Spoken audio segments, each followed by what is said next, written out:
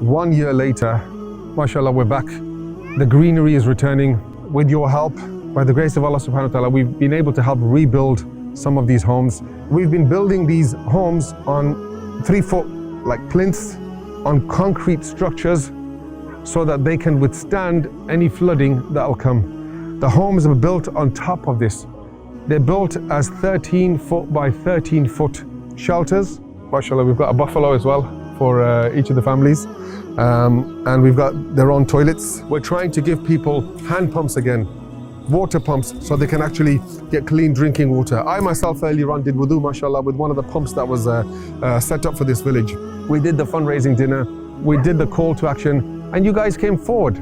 You gave your donations to help build these structures behind me. Solid, concrete structures built to withstand future floodings. We called out to you and you provided. And we took that money with the grace of Allah, with the support of our partners. We built these homes and we tried to rebuild the lives for these people. And this is the proof of what we did. JazakAllah khairan with your support.